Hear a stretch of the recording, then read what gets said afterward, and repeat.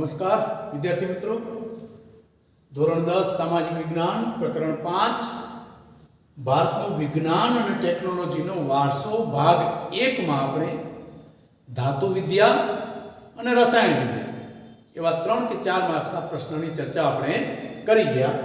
હવે અહીં ભાગ 2 માં આપણે વૈદક વિદ્યા શૈલી ચિકિત્સા એના વિશે 4 માર્ક્સના પ્રશ્નની આપણે ચર્ચા કરીશું। તમને પૂછાઈ શકે કે ભારતનો વિજ્ઞાન અને ટેકનોલોજીના વારસામાં વૈદક વિદ્યા શલ્ય ચિકિત્સા એની સમજ આપો, આવો 4 માર્ક્સનો પ્રશ્ન પૂછાય। અથવા આની સાથે ધાતુ વિદ્યા કે રસાયણ વિદ્યા કે ગણિત શાસ્ત્ર કોઈ પણ વિષય, બબે વિષય, 2 કે 3 વિષયો વિશે પૂછાય તો એની આપણે ચર્ચા કરીએ।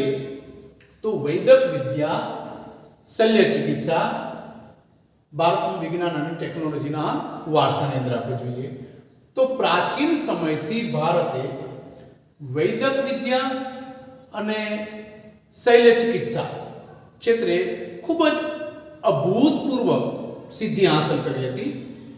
ભારતીય વૈદક શાસ્ત્રના મહાન પ્રણેતાઓ એમાં મહર્ષિ ચરક,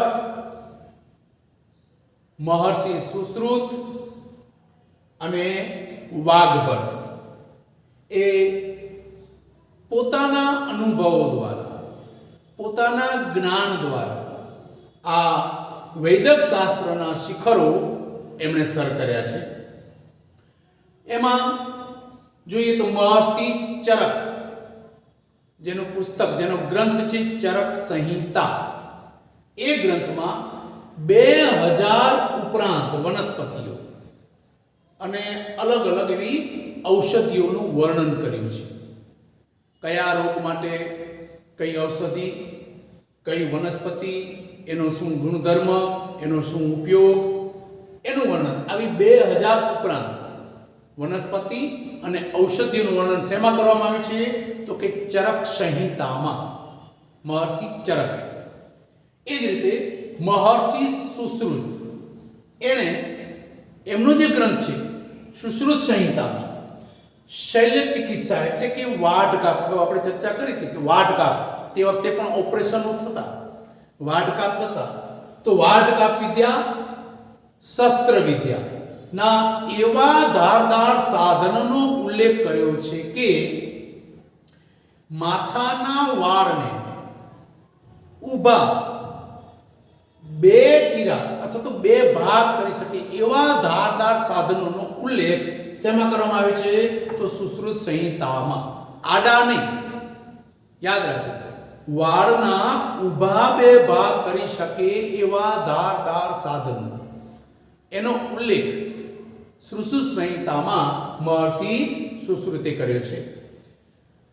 વાઘભટ્ટનો વાઘભટ્ટ સંહિતા, ચરકનો ચરક સંહિતા, સુશ્રુત સુશ્રુત સંહિતા અને વાઘભટ્ટનો વાઘભટ્ટ સંહિતા પણ મહત્વનો આયુર્વેદ ક્ષેત્રે બહુ મહત્વનો ગ્રંથ છે।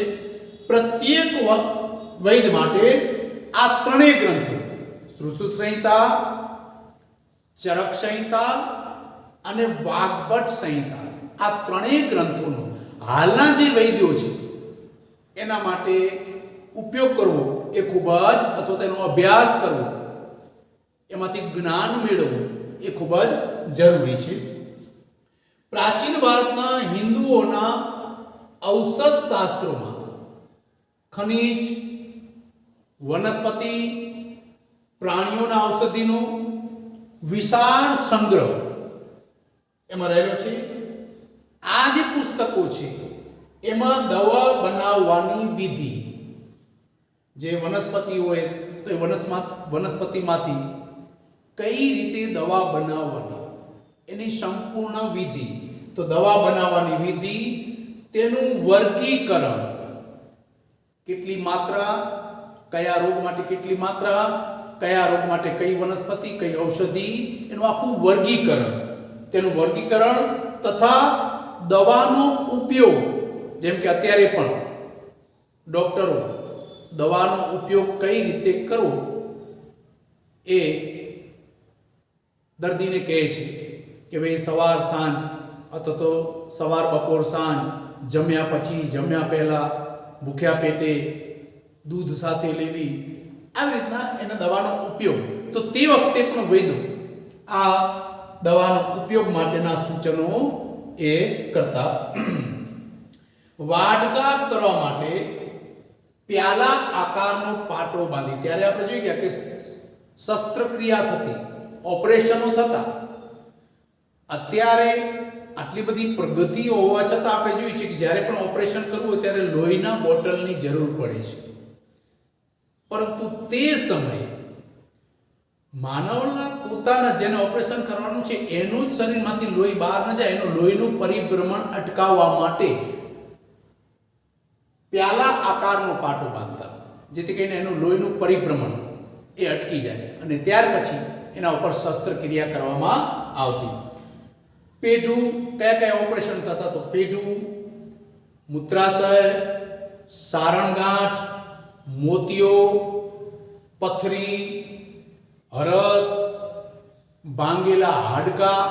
અત્યારે પણ ઘણી જગ્યાએ તમે આવા હાડવૈદ, જે ભાંગેલા હાડકા એને પાટો બાંધી અને બરોબર કરતા હો, આવું તમે સાંભળ્યું હશે. તો તે સમયે પણ ભાંગેલા હાડકાને બેસાડવા, શરીરમાં ઘૂસી ગયેલા પદાર્થો એને બહાર કાઢવા, તૂટેલા કાનની સારવાર, કાનના તૂટી ગયા હોય તો એની સારવાર, જેને અત્યારે આપણે પ્લાસ્ટિક સર્જરી કહીએ છીએ.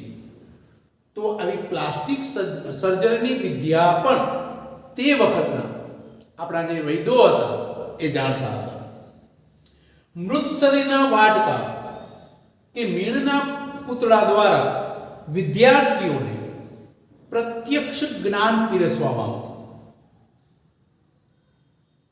ઉપરાંત પ્રસૂતિ વખતના જોખમી ઓપરેશનો પણ ત્યારે થતા અને આ રીતે જોઈએ તો તેઓ સ્ત્રી અને બાળ રોગના નિષ્ણાંત પણ હતા. રોગોના કારણો અને ચિહ્નોનું વર્ગીકરણ કરતા. કયો રોગ, કયા ચિહ્ન તો કયો રોગ, અલગ અલગ ચિહ્ન દેખાય તો અલગ અલગ રોગ, એ રીતે વર્ગીકરણ. પછી એના કારણો, કયા કારણથી કયો રોગ થાય એના કારણો, એનું વર્ગીકરણ. પછી આ વર્ગીકરણ કરી અને એની નાડીવેદ, પહેલા નાડીવેદ કહેતા.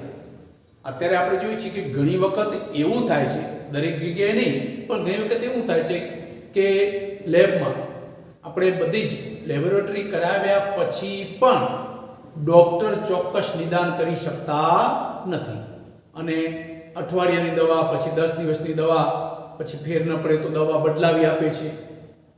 આવું થાય છે. પણ તે સમયે આવી રીતના રોગના ચિહ્ન ઉપરથી, એના લક્ષણો ઉપરથી, ચિહ્નના જે લક્ષણો એના ઉપરથી એ રોગ જાણી શકતા અને એ પ્રમાણે એ રોગનું નિદાન કરતા. પછી રોગ મટ્યા પછી પાળવાની પરેજી, પરેજી એટલે કાળજી. અત્યારે પણ ઘણી વખત ડૉક્ટરો કહેતા હોય છે કે ભાઈ ખાટું ન ખાવું, તેલ મરચું ઓછું ખાવું, આ પરેજી કહેવાય.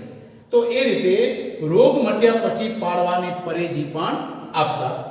પ્રાચીન ભારતમાં પ્રાણી રોગોના શાસ્ત્રનો પણ વિકાસ થયો હતો, કારણ કે તે વખતે આપણે જોઈએ કે યુદ્ધમાં અને ખાસ કરીને માલ સામાન પહોંચાડવા માટે પ્રાણીઓનો વધુ ઉપયોગ થતો વાહન તરીકે. તો તે વખતે પ્રાણીઓનો પણ મહત્વ બહુ હતું. એટલે પ્રાચીન ભારતમાં પ્રાણી રોગોના શાસ્ત્રોનો પણ વિકાસ થયો હતો.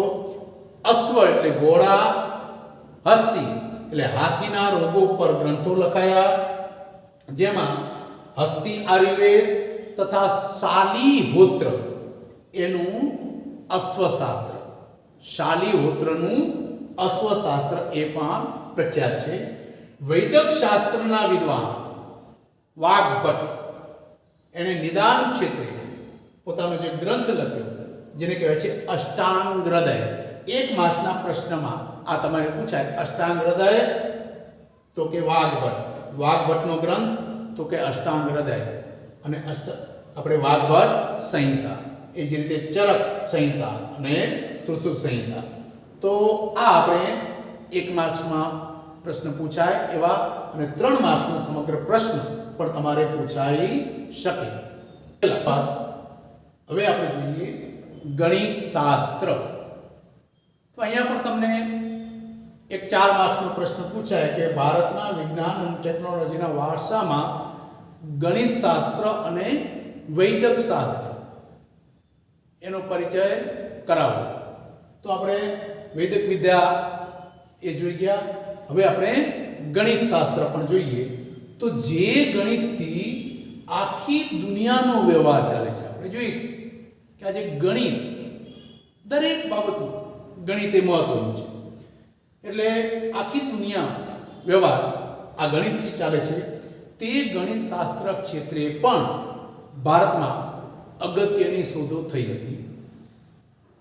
એમાં ખાસ કરીને ભારતે દુનિયાને શૂન્યની શોધ, દશાંશ પદ્ધતિ, બીજગણિત, બોધાયનનો પ્રમેય, રેખા ગણિત અને વૈદિક ગણિત જેવી ભેટ વિશ્વને ભારતે આપેલી છે. શૂન્યની શોધ તો આર્યભટ્ટ, શૂન્યની શોધ કોણે કરી છે? આર્યભટ્ટે. તમને 1 માર્ક્સના પ્રશ્નમાં પૂછાય, આંકડાની પાછળ શૂન્ય લગાવીને લખવાની પ્રક્રિયાના શોધક હતા ગુરુત્સમર્ગ. બંને અલગ. શૂન્યની શોધ આર્યભટ્ટ, પણ આંકડાની પાછળ શૂન્ય લગાવીને લખવાની પ્રક્રિયાના જે શોધક હોય તો તે હતા ગુરુત્સમર્ગ.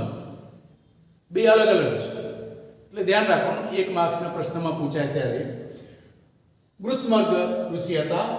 પ્રાચીન ભારતના ગણિતજ્ઞોએ એકની પાછળ 53 શૂન્ય મૂકવાથી, જેમ એકની પાછળ 1 શૂન્ય મૂકીએ તો 10, 2 મૂકીએ તો 100, 3 મૂકીએ તો 1000, 4 મૂકીએ તો 10,000 અને 5 મૂકીએ તો લાખ, એ રીતે એકની પાછળ 53 શૂન્ય મૂકવાથી બનતી જે સંખ્યા છે દરેક સંખ્યાના નામ,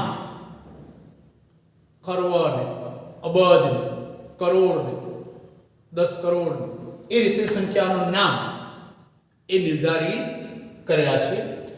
મોહેંજો-દડો અને હડપ્પાના અવશેષોમાં તોલમાપના સાધનોમાં દશાંશ પદ્ધતિ, મોહેંજો-દડોમાં જે અવશેષો મળી આવ્યા એમાં તોલમાપના સાધનોના અવશેષો મળ્યા છે. ત્યાં દશાંશ પદ્ધતિ એ જોવા મળી છે. ભાસ્કરાચાર્ય, આર્યભટ્ટ પછી આપણે બીજા એવા જ આપણા ગણિતજ્ઞ ભાસ્કરાચાર્ય ઈસવીસન 1150માં લીલાવતી ગણિત અને બીજગણિત, 1 માર્ક્સના પ્રશ્નમાં લીલાવતી ગણિતના રચયિતા તો કે ભાસ્કરાચાર્ય, બીજગણિત તો કે ભાસ્કરાચાર્ય. આ 2 ગ્રંથો લખ્યા અને તેમણે સરવાળા અને બાદબાકીનું સંશોધન કર્યું. જેમ આર્યભટ્ટે શૂન્યની શોધ કરી, ગુરુત્સમર્ગે મદતા એમણે આ શૂન્ય એકડાની પાછળ અથવા તો આંકડાની પાછળ શૂન્ય લખી અથવા તો લખવાની પ્રક્રિયાની શોધ કરી ગુરુત્સમર્ગ. એ જ રીતે ભાસ્કરાચાર્યએ સરવાળા અને બાદબાકીની શોધ કરી.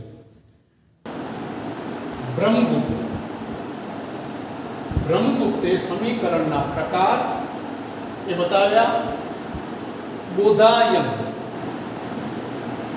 બોધાયને પ્રમેય, ત્રિકોણમિતિ. ત્યાર પછી આપસ્તંભ. તો આપસ્તંભે શૂન્ય સૂત્રોમાં ઈસવીસન 800 પૂર્વે વિવિધ વૈદિક યજ્ઞો માટે જરૂરી વિવિધ વેદીઓનું પ્રમાણ. વિદ્યાર્થી મિત્રો, તમે અલગ અલગ યજ્ઞોના નામ સાંભળ્યા હશે, જેવા કે રાજસૂર્ય યજ્ઞ, અશ્વમેઘ યજ્ઞ. તો આવા યજ્ઞો ત્યારે રાજા મહારાજાઓ કરતા અને ઋષિમુનિઓ પણ જંગલોની અંદર ઈશ્વરને પ્રસન્ન કરવા માટે અલગ અલગ યજ્ઞોનું આયોજન કરતા અને દરેક યજ્ઞ માટે જે વેદીઓ હતી એ વેદીઓનું માપ અલગ અલગ હતું, એની વિધિઓ પણ અલગ હતી અને વિધિઓ પણ અલગ હતી. તો દરેક યજ્ઞ માટે કઈ વિધિ એનું પ્રમાણ એ નિશ્ચિત કર્યું છે. શેમાં? તો કે શૂલ્ય સૂત્રમાં. કોણે? આપ સ્તંભે. એમાં પણ આ સિદ્ધાંતનું વિશ્લેષણ છે. આર્યભટ્ટ એનું આર્યભટ્ટિયમ ગ્રંથમાં પાઈની કિંમત 22 એટલે 13.14, જે આપણે અત્યારે ગણિતમાં તમે જાણતા હશો એ રીતે એનો ઉલ્લેખ આર્યભટ્ટે આર્યભટ્ટિયમ પુસ્તકમાં કરેલો છે. તેમણે પ્રતિપાદિત કર્યું કે ગોળાકના પરિઘ અને વ્યાસના ગુણોત્તરને દર્શાવતો અચળાંક એ પાઈ છે. એ કોણે પ્રતિપાદિત કર્યું? તો કે આર્યભટ્ટે. ભાગાકારની આધુનિક પદ્ધતિ, ગુણાકાર, સરવાળા, બાદબાકી, વર્ગમૂળ, ઘનમૂળ આદિ અષ્ટાંગ પદ્ધતિની જાણકારી આર્યભટ્ટે તેમના ગ્રંથોમાં આપી છે.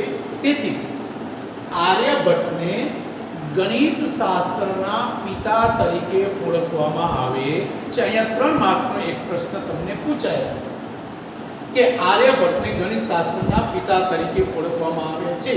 તો અહીંયા શૂન્યની શોધ, ત્યાર પછી હવે આપણે આર્યભટ્ટિયમ ગ્રંથ, એમાં પાઈની કિંમત 22 પ્રતિપાદિત કર્યું કે ગોળાકના પરિઘ અને વ્યાસના ગુણોત્તરને દર્શાવતો અચળાંક એ પાઈ છે. એ પણ તેમણે પ્રતિપાદિત કર્યું. પછી ભાગાકારની આધુનિક પદ્ધતિ, ગુણાકાર, સરવાળા, બાદબાકી, વર્ગમૂળ, ઘનમૂળ આદિ અષ્ટાંગ પદ્ધતિની જાણકારી પણ આર્યભટ્ટે તેમના પુસ્તકોમાં આપી છે. આર્યભટ્ટે આર્યભટ્ટિયમ, 10 ગીતા અને આર્ય સિદ્ધાંત આવા ગ્રંથો પણ રચ્યા, જેથી કરીને આર્યભટ્ટને ગણિત શાસ્ત્રના પિતા તરીકે ઓળખવામાં આવે છે. તો આ 3 માર્ક્સનો પ્રશ્ન અહીંયા તમારે પૂછાઈ શકે. તો અને 1 માર્ક્સનો કે ગણિત શાસ્ત્રના પિતા તો કે આર્યભટ્ટ. આર્યભટ્ટે આર્યભટ્ટિયમ, 10 ગીતા જેવા ગ્રંથો પણ લખ્યા. એ ઉપરાંત આર્ય સિદ્ધાંત એ આર્યભટ્ટનો ગ્રંથ છે, જેમાં જ્યોતિષ શાસ્ત્રના સિદ્ધાંતોનું સૂક્ષ્મ વર્ણન એ આર્ય સિદ્ધાંતમાં આર્યભટ્ટે કર્યું છે. ગણિત, અંકગણિત, રેખાગણિતના મૂળભૂત પ્રશ્નોનું સમાધાન એ પણ આર્યભટ્ટે શોધ્યું છે. આ ઉપરાંત આર્યભટ્ટ ઉપરાંત જોઈએ તો ગણિત શાસ્ત્રના અન્ય વિદ્વાનોમાં બોધાયન, જે આપણે જોઈ ગયા કે ભાઈ ત્રિકોણમિતિ, પ્રમેય, પછી આપ સ્તંભ, તો શૂન્ય સૂત્રોમાં જે અલગ અલગ વેદીઓ હતી એનું પ્રમાણ નિશ્ચિત કર્યું તે આપ સ્તંભ, કાત્યાયન, ભાસ્કરાચાર્ય અને બ્રહ્મગુપ્ત એનો સમાવેશ થાય છે. તો આપણે 3 માર્ક્સનો પ્રશ્ન અને સમગ્ર 4 માર્ક્સના પ્રશ્ન, તો ભારતનું વિજ્ઞાન અને ટેકનોલોજીનો વારસો એમાં ગણિત શાસ્ત્ર વિશે સમજ આપો, આવો 4 માર્ક્સનો પ્રશ્ન આપણે જોઈ ગયા.